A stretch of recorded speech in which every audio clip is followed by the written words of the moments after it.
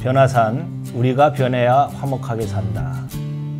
오늘 긍휼과 영성 주제에 관해서 여러분들과 함께 고민할 마라나타 교회 박근식 목사입니다. 하나님의 긍휼은 영혼에 대한 관심입니다. 긍휼의 마음을 소유한 사람은 다른 사람이 무엇이 필요한가에 관심을 갖고 그들과 함께 하기를 좋아합니다. 예수님은 목자 없는 양무리들을 보시고 불쌍히 긍휼히 여기셨습니다. 마태복음 9장 38절에 주인에게 추수할 일꾼들을 보내주소서라고 말씀하십니다. 주님께서는 지금 이 순간에도 영혼을 위해 헌신할 긍휼의 영성을 가진 일꾼을 부르시고 계십니다. 변화산을 시청하시는 여러분들이 긍휼의 영성을 가진 추수할 일꾼으로 부름받기를 소원합니다.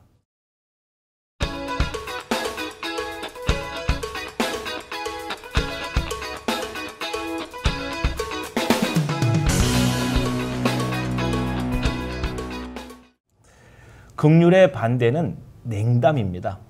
냉담한 사람은 주위의 어려운 사람들을 외면하고 더 나아가서 영혼에 대해서, 영혼 구원에 대해서 무관심합니다.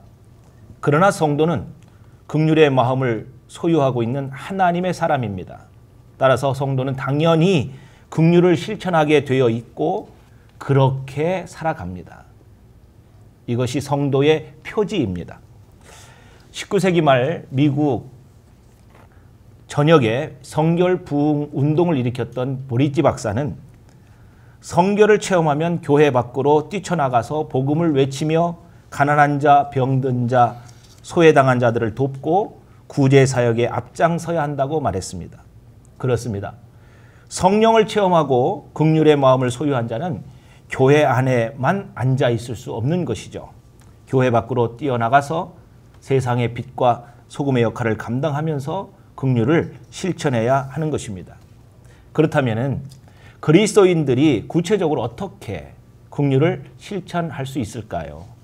첫째, 기득권을 내려놓아야 합니다. 주님은 마지막 때에 의인과 악인을 구별하신다고 하셨습니다. 그 기준이 무엇일까요? 마태복음 25장 31절에서 46절까지를 종합해 보면은 주님께서는 긍휼을 베푼 자를 의인이라 하시며 영생에 이른다고 말씀하고 계십니다. 반대로 긍휼을 베풀지 않은 사람, 즉 작은 자에게 관심을 두지 않고 긍휼을 베풀지 않은 자, 영벌에 들어간다고 말씀하셨습니다. 기득권 내려놓아야 합니다. 기득권을 내려놓은 사람은 어떤 사람일까요? 바로 믿음의 사람입니다. 그리고 긍휼을 실천하려는 의지가 있는 사람입니다. 그러나 기득권자는 자신의 욕심과 욕망을 선택합니다. 그러나 긍휼을 베푸는 자는 이해와 양보를 선택합니다. 두 번째, 긍휼의 마음을 끝까지 유지해야 합니다. 주님께서는 끝까지 십자가의 사랑의 긍휼을 베풀어 주셨습니다. 긍휼은 주님께서 주시는 마음입니다. 긍휼을 행할 때에 삶 속에서 어려움과 시련, 아픔, 그리고 서운함, 그리고 상처받는 일이 종종 생길 수도 있습니다. 그럼에도 불구하고 그래도 영혼을 사랑하는 주님의 심정으로 긍휼의 마음을 끝까지 유지해야 하는 것입니다. 세 번째는요, 긍휼은 반드시 행동으로 옮겨야 한다는 사실입니다. 야고보서 2장 13절에 보니까 긍휼을 행하지 아니하는 자에게는 긍휼 없는 심판이 있으리라. 긍휼은 심판을 이기고 자랑하느니라 하는 말씀이 있습니다. 시청자 여러분, 가정에서 자녀를 긍휼의 사람으로 양육하시기를 원하십니까?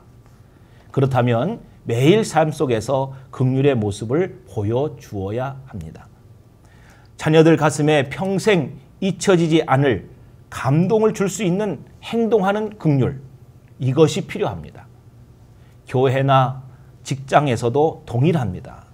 성도들은 자신이 있는 곳은 어디서든지 잊혀지지 않는 감격스러운 긍휼의 모습을 행동으로 세상에 나타내 보여야 하는 것입니다. 긍휼은 아는 것과 실천하는 것은 분명히 다릅니다. 긍휼의 실천은 희생이 따르죠. 때로는 자존심도 상합니다. 물질도 시간도 투자해야 합니다. 또 오해받을 수도 있습니다. 그렇지만 영혼을 불쌍히 여기며 조건 없이 베풀고 헌신하면은 성령님께서 그 자리에서 역사하시고 일하십니다. 성령님이 일하시는 그 현장에 동참하여 긍휼의 영성으로 승리하는 신앙의 승리자, 인생의 성공자, 하나님의 웃음이 가득한 삶이 되었으면 좋겠습니다. 감사합니다.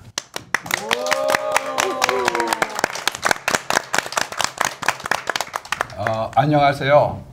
오늘 변화산 토크 사회를 맡은 대전성지교회 심상현 목사입니다. 오늘 박근식 목사님 통해서 긍휼에 대한 귀한 말씀 이렇게 듣게 됐습니다. 우리가 먼저 기득권을 내려놓고 또 긍휼을 유지하고 그리고 긍휼을 실천하는 삶을 살아야 된다. 아주 귀한 말씀 정말 군더더기 없이 해주신 것 같아요. 너무 감사드리고요. 우리 먼저 패널들을 소개하면서 서로 대화의 시간을 시청자들과 함께 나누어 봤으면 좋겠습니다.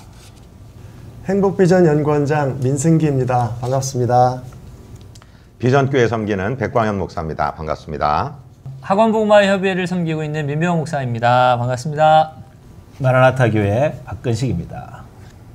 네, 오늘 이렇게 귀한 말씀 너무 감사드리고요. 먼저 원장님께 한 말씀 이렇게 고견을 들었으면 좋겠다는 마음이 있습니다. 긍휼 이제 실천해야 된다 그런 말씀을 해주셨는데요. 그것에 앞서서 내려놔야 된다. 혹시 내려놓으신 경험이라든지 긍휼을 베풀어 보신 경험 있으면 사례 한번 부탁드리면 어떨까 싶습니다. 네.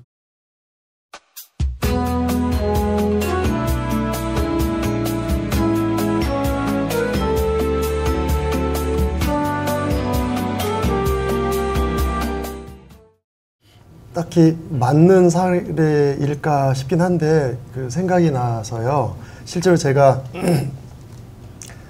기업 강의를 다니면서 이렇게 전국을 다니다 보니까 이동 스케줄이 굉장히 빡빡하기 때문에 강의 전날, 특히 지방으로 가야 되는 강의 전날에는 굉장히 좀 신경을 많이 쓰죠. 준비도 많이 해야 되고 좀 저도 쉬어야 되고 뭐. 근데 언젠가 주일 저녁 때 예배 다 끝나고 있는데 제 아내가 갑자기 속이 안 좋다 그래서 거기는 이제 저희 동네 한 군데에서 365일 야간 진료도 하는 병원이 마침 가까운 데 있어서 갔더니 큰 병원으로 한번 가보라고 그래서 대학병원 응급실로 갔죠. 그랬더니 거기서 뭐 주일 저녁이니까 뭐 응급실은 돌아가고 있습니다만 거기서 검사하고 뭐하고 대기하고 했더니 12시가 다 됐는데 맹장이라고 수술해야 된다는 거예요.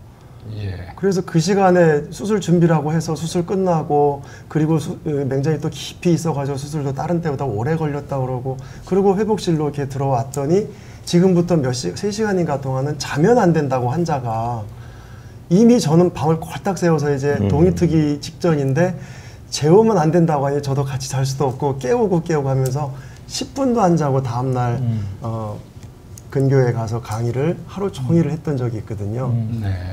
그런데도 하나도 사실은 힘들거나 피곤하지는 않았고 마지막 강의 끝날 때 제가 우리 강의 듣는 교육생들에게 제가 이만저만 사정이 있어서 10분도 안 자고 와서 지금 했던 강의인데 여러분들이 너무 열심히 들어서 감사합니다 했더니 막 환호성을 치고 박수를 해주는데 지금 그 생각이 딱 났거든요. 그때 정말 정신이 하나도 없고 내일 강의 준비되고 복잡한 생각이었는데 그래도 이 사람이 나 좋다고 와서 나랑 같이 사는데 배우자인데 지금 이렇게 아파서 수술을 하는구나.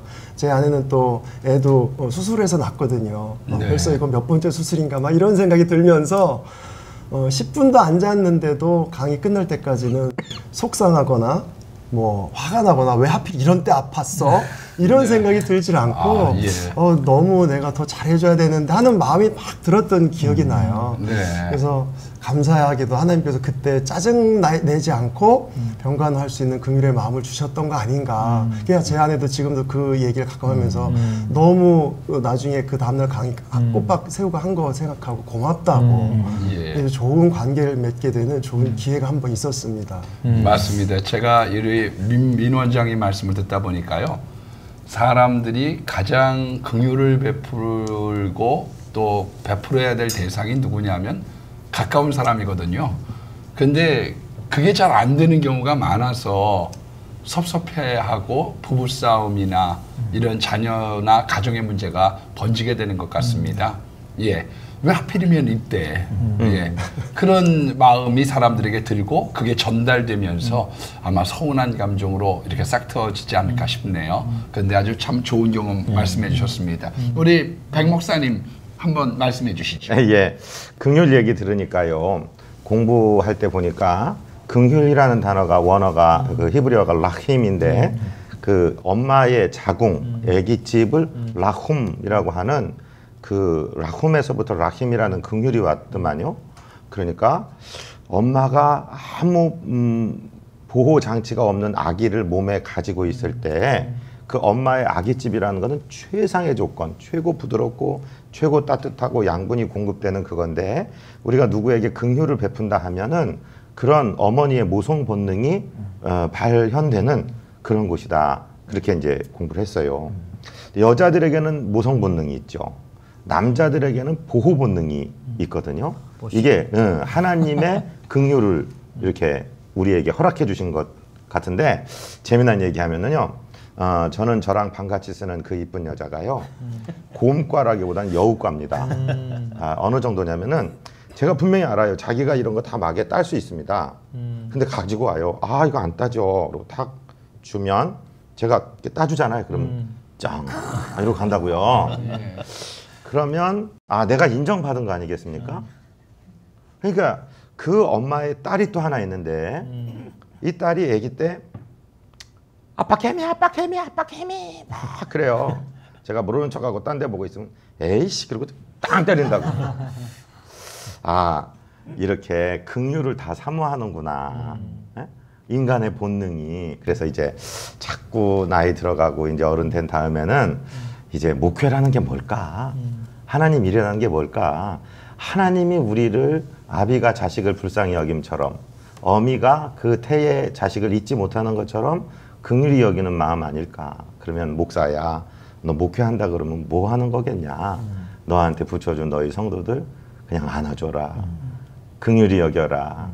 능력이 무능해갖고 뭐 병을 확 고치고 뭐 갑자기 사업을 잘 되게 하고 이럴 재주는 없지만 그저 불쌍히 여기는 마음으로 함께 있어줘라. 이렇게 말씀하시는 것 같은 생각이 들어요. 참 목회 얘기가 나오니까요. 참 공감되는 게 많습니다. 우리도 보면요. 이렇게 청년이 있잖아요. 관연한 청년이 있으면 시집을 빨리 보내야 되겠다는 마음보다 반조 누구 이게 걱정이 되거든요. 근데 자꾸 이렇게 아비의 마음이라고 그럴까요? 그런 게 생기면서 반주보다 그래도 빨리 시집 가야 되는데 그 마음이 참 중요한 것 같아요. 아주 좋은 경험의 말씀 아주 유익하고 감사드립니다. 우리 민 목사님 혹시 긍휼이 좀 더 실천되어져야 되는 장이 있다고 하면 어떤 데가 있을까요? 성경에는 고아와 가부를 돌보라고 했으니까요. 저희 청년 부서 안에 긍휼사역부가 있습니다. 이때를 위함인지 긍휼사역부가 있는데 우리 저쪽 유성 쪽 계룡산 방향으로 가다 보면 거기 시설이 하나 있는데 우리 청년들이 매주 한 주도 안 빼먹고 매주 가서 주일 학교를 진행해줘요. 진행해주고 조금 이렇게 공부가 필요한 친구들은 거기 직접 1:1 과외 선생님도 해주고 그러니까 그쪽 기관에서는 엄청 도움을 받고 있죠. 근데 처음에는 거기 모임이 남녀가 이렇게 모이니까 거기서 커플도 생기고 해서 사실은 청년들이 좀 순수한 마음보다는 그런 걸 바라고 간 게 아닌가 저 혼자 오해를 한 적이 있습니다. 근데 그게 끊임없이 꽤 오랜 시간 동안 지금 10년이 넘은 기간 동안 계속된 청년들이 정말 어머니 아버지가 없는 자녀들 요즘은 뭐 고아라는 표현을 뭐 잘 안 하지만 아이들을 위해서 10년 이상 이렇게 저희 청년 공동체 섬기는 걸 보고 너무 감동이 됐고요. 자랑입니다. 우리 시청자 여러분 자랑하면 제가 한번 경험이 있습니다, 목사님. 제가 저희 아이가 태어나서 이제는 돌을 할 때쯤이었는데 좀 의미 있게 했으면 좋겠다. 이 아이의 돌 잔치를 의미 있게 했으면 좋겠다 해서 1년 동안 모아놓은 돈이 있었습니다. 하루에 1,000원씩 36만 5천 원. 그 당시 우리 연예인 중에 현 정혜영 부부가 이렇게 기부를 너무 잘하더라고요. 그래서 그 분들도 그런 나눔을 한다고 해서 저희가 하루에 한 번씩 모은 36만 5천 원을 저희 아들 돌 잔치 때 가까운 기간에 저희들이 이렇게 후원을 했는데 그것이 좋은 계기가 돼서 우리나라에 들어와 있는 외국인 다문화 가정에 어렵고 힘든 사람들 대부분 또 동남아시아 젊은 우리 뭐 20살, 21살 그런 우리 자매님들이 나이 많으신 아니면 조금 이렇게 장애가 있으신 분들하고 결혼한 경우가 있더라고요. 그런 어려운 가정에 돕는 그런 일을 한번 해본 적이 있습니다. 근데 그것이 좋은 예가 돼서 지금도 한 6년째 계속 그 기금이 조성돼서 이렇게 많은 사람들 협조하에 이렇게 좀 어려운 사람들 그래서 일명 분유나눔 기금이라는 그런 항목이 생겨서 저희 가정이 그렇게 쓰임 받았고요. 또 저희 아이도 그런 긍휼한 마음을 좀 배울 수 있는 그런 기회를 삼고 있습니다. 네, 말씀 듣다 보니까 유대인들도 이 식탁에 그 자선함이 있다고 그래요. 그래서 식사를 금요일 날 2시간 정도 그렇게 긴 시간 대화도 하면서 그리고 꼭 거기에 있는 자선함에 이웃을 생각하는 그 동전을 넣는다고 합니다. 아마 그런 좋은 교육 안에 우리 민 목사님 가정에 유대인처럼 노벨상을 받을 수 있는 할렐루야, 아멘. 자녀를 많이 주셔서 네네. 그런 기대가 되네요. 네, 참 너무 감사합니다. 감사드리고요. 네. 우리 박근식 목사님 오늘 말씀해 주셨는데요. 우리 백 목사님께서 그 히브리어의 레헴 얘기를 하시는데요. 그 긍휼이라는 것이 그 어머니의 가슴이죠. 가슴이고 어머니가 자녀를 잉태할 때 정말 그 얼마나 고통 가운데 자녀를 생산해냅니까? 그런 아픔을 동반하면서도 자녀를 사랑하는 그것이 바로 긍휼인데 켈빈은 그렇게 얘기했잖아요. 교회 표지가 어머니다. 교회는 어머니다 이렇게 얘기를 했거든요. 그것은 그 어머니와 같은 역할을 교회에서 해야 된다는 거죠. 다시 말하면 긍휼이 있는 교회가 되라는 거 아니겠습니까? 자, 그래서 초대교회도 봐도 사도들은 말씀과 기도에 전무하고 또 집사를 세운 이유는 구제를 전담시키기 위해서 하지 않았습니까? 그래서 저는 우리 교회 저희 교회에서도 이 구제 헌금을 좀 강조를 하는 편이에요. 왜냐하면 초대교회 성도들이 정말 서로 물건을 통용하고 서로 함께 하는 초대 공동체가 정말 아름다운 교회거든요. 그런 의미로 이제 구제하는 데 있어서 저는 11조만큼 구제헌금도 해야 된다. 이렇게 이제 말씀에 의해서 말씀을 선포하는 것이고 성도들은 정말 긍휼의 마음이 예수님으로부터 주어졌다면 거기에 순종하리라고 봐요. 그렇게 돼서 우리 교회가 지역 공동체의 긍휼 사역 구제 사역을 많이 했으면 좋겠다. 뭐 그런 생각을 저는 하고 목회를 하고 있습니다. 네, 귀한 말씀입니다. 우리가 영혼 구원 기관으로서의 교회 그것을 우리가 늘 마음속에 담고 있지만 예수님께서도 너희가 먹을 것을 주라. 그 식용의 일들이나 생활의 일들을 관심 가지셨던 것처럼 구제가 영혼은 아니지만 우리 육체에 대한 절실한 것이기 때문에 서로 나누기를 원하시는 하나님의 뜻 그것을 실천해가는 마라나타 교회 참 부럽습니다. 네, 우리 한 말씀씩 이렇게 해주시면서 우리 마무리를 한번 지면 좋을 것 같습니다. 우리 백 목사님부터 한번 말씀해 주시지요.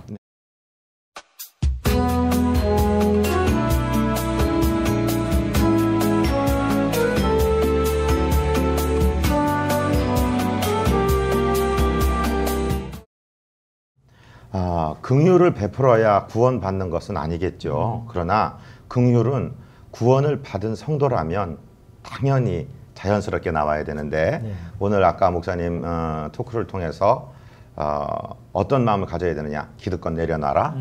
끝까지 해라. 그리고 행동으로 반드시 실천해라. 오늘 마음에 새기겠습니다.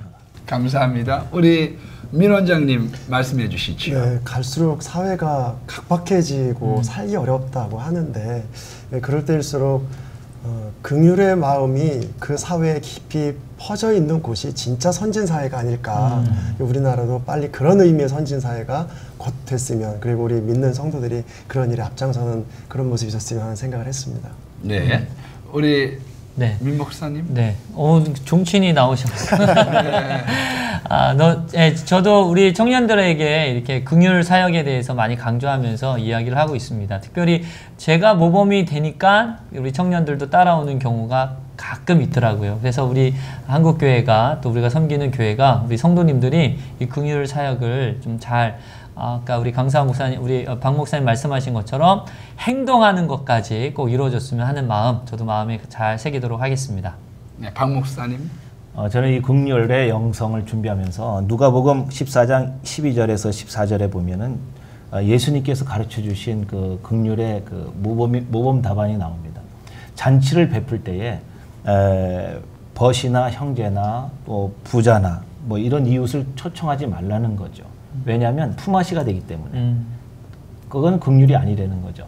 예수님의 가르침은 정말 어려운 사람, 가난한 사람, 몸이 불편하거나 저는 자들이나 소병이나 이런 사람들을 초청하라. 그들은 갚을 능력이 없기 때문에 그 자체가 긍휼이 된다는 것이죠. 지금 우리는 기브 앤 테이크 문화가 많이 돼 있어요. 그건 긍휼이 아니고 정말 갚을 수 없는 사람들에게 정말 예수님께서 긍휼을 베풀라고 하신 것처럼 정말 이웃의 그런 분들 찾아보시고 정말 우리 주님께서 끝까지 십자가에서 우리를 사랑해 주셨듯이 우리에게도 그런 영성, 긍휼의 영성이 회복되면 우리 백 목사님 지적해 주신 것처럼 우리 그리스도인들은 하지 말라고 해도 저절로 긍휼을 해야만 되는 그런 그리스도인들이 된다면 우리 이 사회, 이 민족이 미래가 밝아질 거라고 생각이 되면서 우리 모두 긍휼의 영성이 회복됐으면 좋겠습니다. 네, 오늘 귀한 말씀 정말 너무 한 말씀 한 말씀이 주옥 같고 우리 시청자들도 공감하는 그런 말씀이었으리라고 생각합니다. 컴패션이라고 그러죠. 네, 같은 마음을 품는 것. 가난한 사람들, 병자, 그리고 여러 어려운 사람들하고 같은 마음을 품는 마음. 그건 정말 예수님의 소중한 마음이라고 생각하고요. 한 가지 더 첨언해서 우리 시청자분들과 같이 생각하고 싶은 게 있다고 하면 약자에게 돌 던지는 문화로부터 우리가 좀 벗어나야 될 것 같아요. 가령 언젠가 한번 월드컵 축구에서 페널티킥을 실패를 했거든요. 그랬더니 그분이 석관동에 살고 계셨는데요. 지나가는 사람들마다 돌을 던져가지고 이사를 가버리셨어요. 그러니까 사실 최선을 다하려고 했던, 물론 우리들의 아픈 마음이야 있지요. 그러나 그것을 헤아려 줄 줄 아는 그런 풍토. 예, 우리의 비근한 옆에 있는 사람들을 품어주면서 살아갈 수 있는 넓은 마음이 우리 이 시대에 필요하지 않나, 그런 생각을 갖습니다. 예, 마지막 구호를 외치면서 다음 주 여러분 찾아뵙겠습니다. 우리가 변해야 화목하게 산다. 변화산. 이야! 수고하셨습니다.